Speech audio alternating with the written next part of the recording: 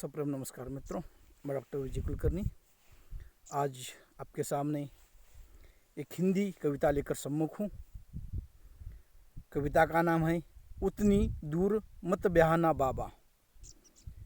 कवित्री का नाम है निर्मला पुतुल, जो आदिवासी महिलाओं की पीड़ा को तथा समाज में जो स्त्री व्यथा है, स्त्री के मन की अभिलाषा है, उसे व्यक्त करने वाली ये कविता।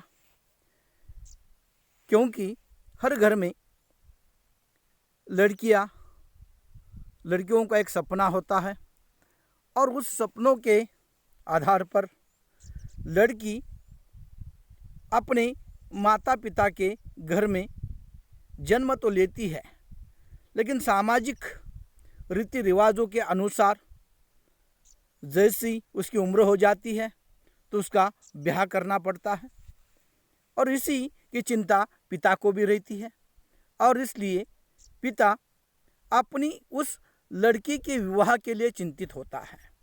लेकिन लड़की अपने पिता की घरेलू परिस्थिति को भली भांति समझती है और इसीलिए अपने पिता के सामने अपनी मन की भावना व्यक्त करती है। वो चाहती है कि उसके पिता उसकी शादी अपने गांव के इर्द गिर्द ही कहीं पर प्रकृति प्रेमी युवक के साथ करे। महानगरों में कहीं दूर पर उसका ब्याह पिता न करे, यही अभिलाषा उस लड़की के मन में रहती है और इसलिए वह जो प्रकृति से प्रेम करता हो, पढ़ा लिखा हो, जो भावनाओं को समझता हो, ऐसे लड़के के साथ शादी करने की अभिलाषा रखती है। और उसी संवेदना को लेकर, उसी भावना को लेकर कवित्री निर्मला पुतुल ने एक कविता लिखी है। हम देखते हैं जिस तरह से एक परिवार में माता पिता को सारी संतानें बराबर होती है, लेकिन पुरुष को, लड़के को उत्तराधिकारी के रूप में जाना जाता है, पहचाना जाता है, माना जाता है और वह अपने माता पिता के साथ जीवन जी सकता है। लेकिन स्त्री जीवन में लड़कियों का ऐसा नहीं होता। एक उम्र की दहलीज पर आकर उन्हें अपने माता पिता का घर छोड़कर कहीं दूसरे संस्कार में, दूसरे परिवार में जाना होता है, सामाजिक दस्तूर है। और उसी बात को लेकर जब एक युवती, एक लड़की अपने मन की व्यथा व्यक्त करती है कविता के माध्यम से, क्योंकि उसे अपने पिता की वह सारी स्थितियाँ मालूम होती है। वो जानती है पिता किस त्रासदी के साथ विवाह करने के लिए रात दिन मेहनत करता है और उसी के कारण अपने पिता को कहीं पर विवाह को लेकर कोई कठिनाइयाँ महसूस न हो और इसलिए अपने माता पिता को वह कविता के माध्यम से अपनी भावनाएं व्यक्त करती है। और इसलिए इस कविता में निर्मला पुतुल जी कहती है, बाबा मुझे उतनी दूर मत ब्याहना जहाँ मुझसे मिलने जाने खातिर घर की बकरियाँ बेचनी पड़े तुम्हें। मत ब्याहना उस देश में जहाँ आदमी से ज़्यादा ईश्वर बसते हो। यानी एक लड़की यहाँ पर अपने पिता से कहती है, ए बाबा मुझे तुम्हारे इस घर से, अपने इस घर से, अपने इस परिवेश से, अपनी इस स्थिति से कहीं ज़्यादा दूर मेरा ब्याह मत करना। अगर मेरे ब्याह के लिए तुम्हें अपनी घर की बकरियां बेचनी पड़े, अपना सारा सुख त्यागना पड़े, रात दिन मेहनत करनी पड़े और मेरे विवाह के खातिर तुम्हें इतनी त्रासदी हो, यह मैं सह नहीं पाऊंगी। और इसलिए ए बाबा, तुम मुझे कहीं ऐसी जगह पर मत ब्याहना जहाँ पर मानवता न हो, जहाँ पर प्रेम न हो, जहाँ पर आदमी से ज़्यादा ईश्वर बसते हो, ऐसी जगह पर मेरा ब्याह मत करो। और यहाँ पर उस लड़की के मन की व्यथा व्यक्त होते हुए दिखाई देती है। वो कहती है घर की बकरियां बेचनी पड़े तुम्हें बाबा, इतनी दूर मेरा ब्याह मत करो। क्योंकि घर परिवार चलाते समय एक पिता को क्या तकलीफ होती है, जो अपनी लड़की का ब्याह करने के लिए रात दिन मेहनत करता है और उसे पता भी नहीं होता जिस घर में शादी की जा रही है लड़की की, उस घर परिवार की स्थिति कैसी होती है। कुछ चंद दिनों का परिचय हो जाता है, लेकिन जहाँ पर जीवन बिताना है वह घर कैसा है ये पता नहीं होता। एक पिता की ये त्रासदी है तो लड़की की ये त्रासदी है, जिस माता पिता के गोद में बचपन से वह खेली है, जिस माता पिता के संस्कार को लेकर बचपन से बड़ी हुई है, उस माता पिता को छोड़कर कहीं दूसरे घर में आप जाना है और जाते समय अपने पिता के मन को कोई व्यथा न हो, और इसलिए वह भले ही शरीर के साथ किसी दूसरे घर में जाने के लिए तैयार हो जाती है क्योंकि सामाजिक दस्तूर है, लेकिन वहाँ पर उसके अंतर जो वेदना है, व्यथा है, अंतर मन की स्थितियाँ है, अपने माता पिता के उस भावना के साथ जुड़ी हुई होती है। और इसीलिए कवित्री यहाँ पर एक स्त्री के माध्यम से कहती है, बाबा मुझे उतनी दूर मत बहाना जहाँ मुझे मिलने के खातिर मेरा विवाह जब हो जाएगा और मुझे मिलने के लिए तुम्हें जब आना पड़ेगा, तब घर की परिस्थिति के कारण तुम्हें वहाँ पर जो बकरियाँ है वो बेचकर मुझे मिलने के लिए आना पड़ेगा। ऐसी उतनी दूर प्रदेश में मुझे मेरा ब्याह मत करना। इस तरह से एक लड़की के मन की व्यथा व्यक्त हो रही है। लड़की वहाँ पर प्रकृति का भी उदाहरण दे देती है कवित्री। यहाँ पर वो कहती है कि जंगल नदी पहाड़ नहीं हो जहाँ, वहाँ मत करना अपना मेरा लगन। वह कहती है जहाँ पर जंगल नहीं, पेड़ नहीं है, प्रकृति नहीं है, नदी नहीं है, और ऐसे प्रदेश में मेरा ब्याह मत करना। और इस तरह से एक लड़की अपने उस मन की व्यथा के द्वारा प्रकृति के प्रति प्रेम भी व्यक्त करती है, क्योंकि जंगल, नदी, पहाड़ यह मनुष्य को एक जीवन जीने की प्रेरणा देते हैं, उसे प्रोत्साहित करता है, जीवन की उदारता सिखाता है। और ऐसी प्रकृति के अनेकों उदाहरण हमारे सामने हैं। और मानो यहाँ पर लड़की भी उस प्रकृति प्रेमी युवक के साथ ही ब्याह करना चाहती है, और इसलिए अपने पिता को कहती है जंगल नदी पहाड़ नहीं हो जहाँ, वहाँ मत कर आना मेरा लगन। और वो कहती है वहाँ तो कतई नहीं करना बाबा मेरा ब्याह, जहाँ की सड़कों पर मन से ज़्यादा तेज दौड़ती हो मोटर गाड़ियाँ, ऊंचे ऊंचे मकान और बड़ी बड़ी दुकानें, जहाँ पर सिर्फ दिखाने के लिए मोटर गाड़ियाँ हैं, ऊंची ऊंची सड़कें हैं, बड़ी बड़ी अच्छी वहाँ पर इमारतें हैं, ऊंचे मकान हैं, बड़े दुकान हैं, लेकिन वहाँ पर कोई अपनापन नहीं है, प्रेम नहीं है, संवेदना नहीं है। ऐसी महानगरों में मेरा ब्याह मत करना बाबा। यह लड़की की मन की पीड़ा है, और इसलिए वह अपने बाबा को कहती है उस घर से मत जोड़ना मेरा रिश्ता जिसमें बड़ा सा खुला आंगन न हो, मुर्गे की बाग पर होती नहीं हो जहाँ सुबह, और शाम पिछवाड़े से जहाँ पहाड़ी पर डूबता सूरज न दिखे। प्रकृति का उदाहरण देते हुए वो कहती है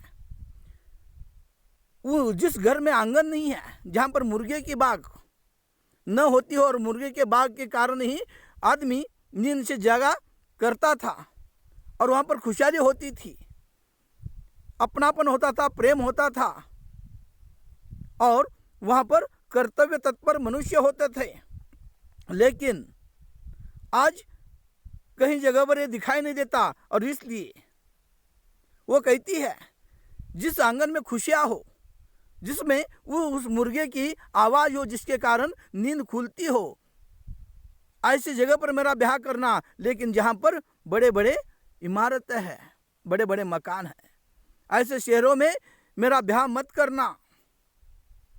और यह एक प्रकृति का प्रेम यहाँ पर दिखाई देता है। और वो कहती है, जहाँ पर पर्वत के उस पार से सूरज दिखाई दे, वहाँ पर मेरा ब्याह करना। जहाँ पर सूरज दिखाई नहीं देता, सिर्फ बड़ी बड़ी इमारत है, वहाँ पर मेरा ब्याह मत करना। मेरा रिश्ता वहाँ पर मत जोड़ना।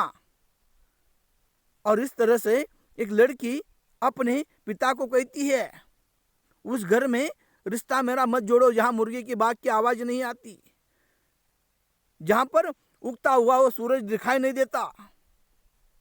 और इस तरह से लड़की अपने पिता को अपने मन की वो भावनाएं व्यक्त कर रही है।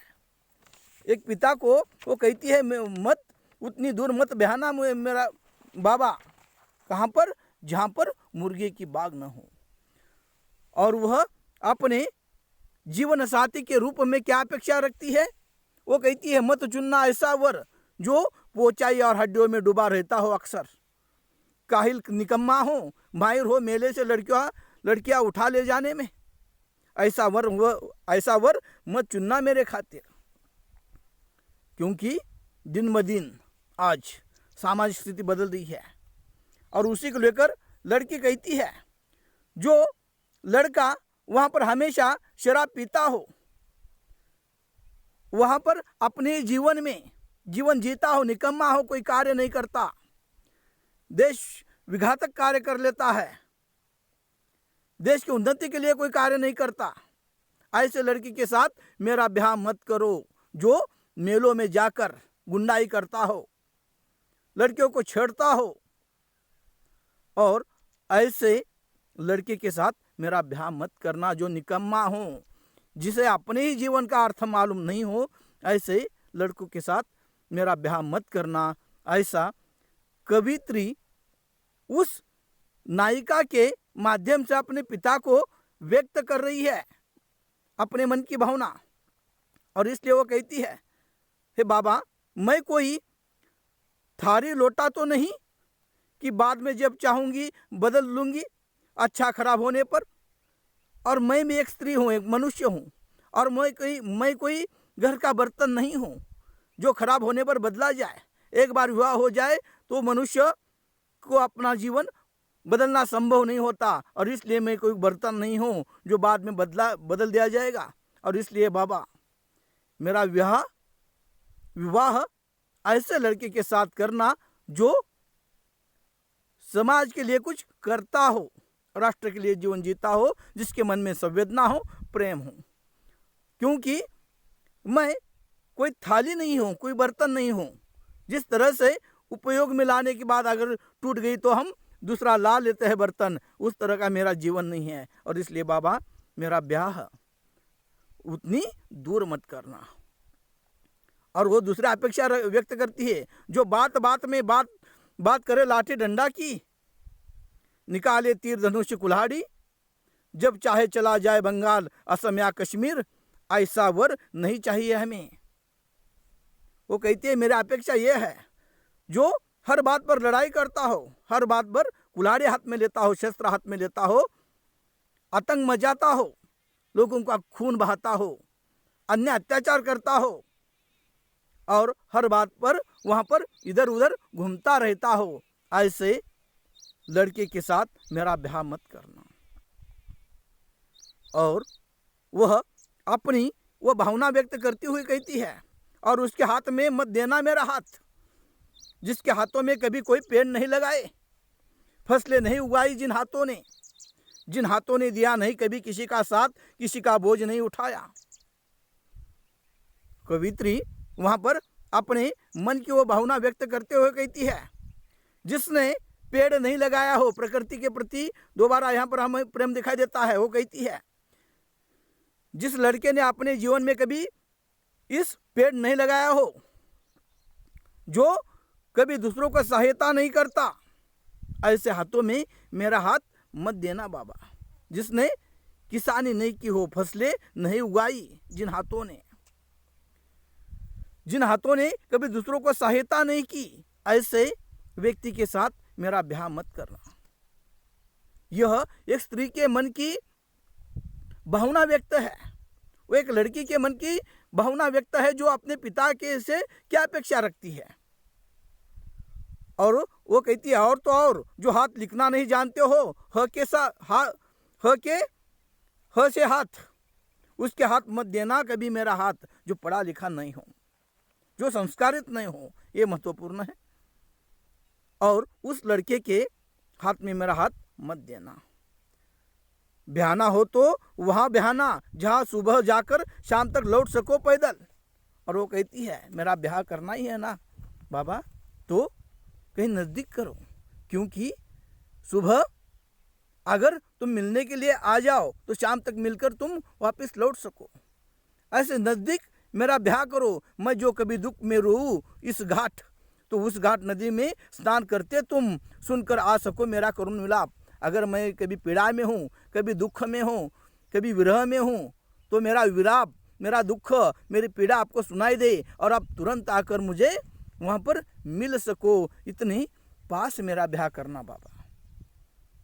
और इस तरह से कवित्री एक लड़की के मन की व्यथा व्यक्त कर रही है। वह प्रकृति प्रेमी, पढ़े लिखे, सुसंस्कारित लड़के के साथ ब्याह करना चाहती थी। इसीलिए वो आगे कहती है, महुआ की लट और खजूर का गुड़ बनाकर भेज सकूं संदेश तुम्हारी खातिर, उधर से आते जाते किसी के हाथ भेज सकूं कहूँ कोहड़ा, खेक्सा, बरबट्टी, समय समय पर लोगों के लिए भी।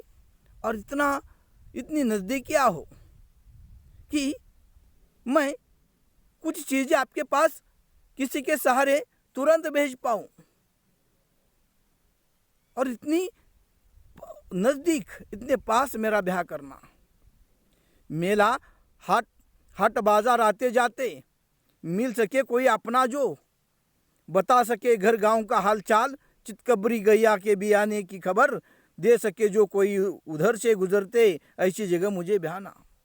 इतना नज़दीक हो कि गांव का कोई व्यक्ति, महके का कोई व्यक्ति बाजार के लिए आ जाए और वह मेरे माता पिता की जो खबर है, जो सुख दुख है, उसकी खबर मुझ तक पहुंचा सके, घर का हाल बता सके, मेरे पिता की जो घर गृहस्थी है उसकी सारी बातें मुझे बता सके। और इतनी नज़दीक मेरा ब्याह करना बाबा। और वह यह अपेक्षा रखती है उस देश में ब्याहना जहाँ ईश्वर कम आदमी ज़्यादा रहते हो, बकरी और शेर एक घाट पानी पीते हो, जहाँ वही ब्याहना मुझे। देखो कैसी पंक्तियाँ है, बकरी और शेर एक घाट पर जहाँ पर पानी पीते हो वहाँ पर ब्याहना, जहाँ पर प्रेम हो, अपनापन हो, किसी का कोई डर नहीं हो, सिर्फ मानवीयता को महत्व हो और अपनापन जहाँ पर दिखाई देता हो, ऐसी जगह पर मुझे मेरा ब्याह करना। इस तरह से एक लड़की अपने पिता को कहती है।